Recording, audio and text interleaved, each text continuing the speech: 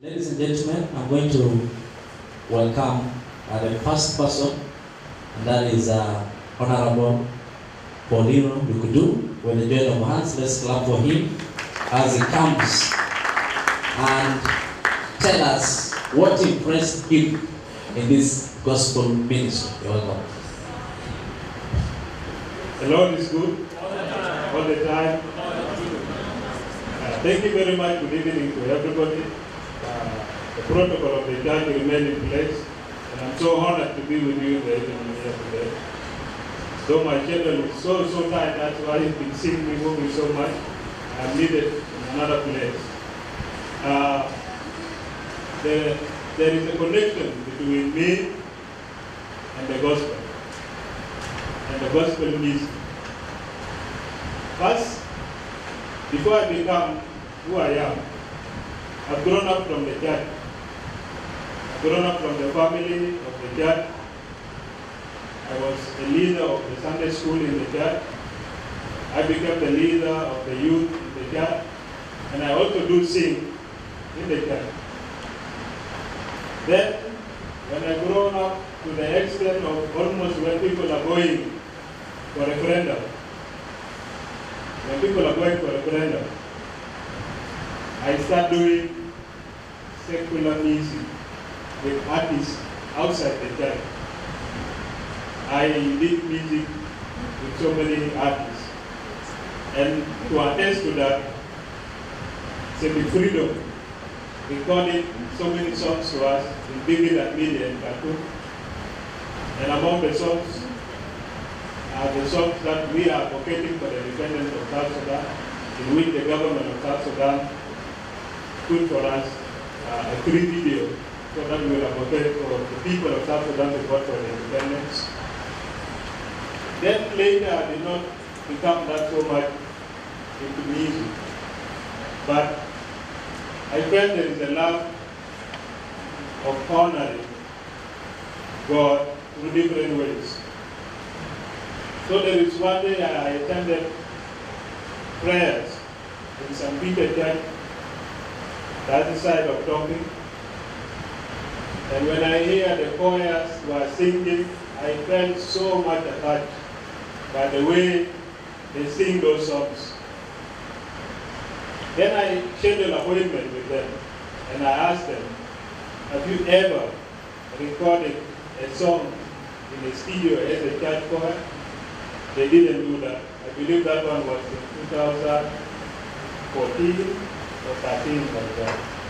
So I started introducing the church, the choirs from St. Peter Church, to record in the studio so that they record a gospel song, in which I gathered for the bill, and I remember that was 360 Media, was one of the recording studio in Sikwewe. So St. Peter Choir started recording in 360 Media for the first time. And I believe also in that song, I also have a verse. I had a verse in that song. And I thank God for uplifting the church and uplifting the choirs, especially the choirs of St. Peter and many others. I love all our songs, all of them. And it is difficult for me to choose which one specifically. But I decided to say, though I love all, but St. Peter that I introduced them to recording songs, I have to honor them for keeping with the spirit up. Because since that time, they have recorded so many albums, and they became famous in the world of the church. So this is my gratitude today that I have to come and honor St. Peter. And I love all South Sudanese gospel singers, both male and females. And also I love gospel songs. And I have so many songs that I love them. And if time maybe will allow, one day I will also sing with you gospel songs. But to this stage, I just want to say thanks to St. Peter for keeping up the spirit. And thanks to everybody who is preaching through the gospel music. And I would like also to little bit agree with disagree a little bit with panelists when he was asked that is it okay to go and sing in a secular music or secular show? To me, singing is preaching.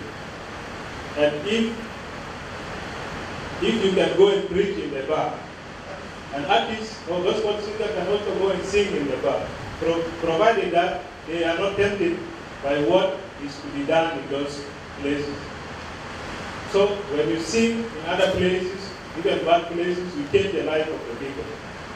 So I don't have much to say, but I appreciate all of it, and I really thank the organizers of this program for extending the invitations to me.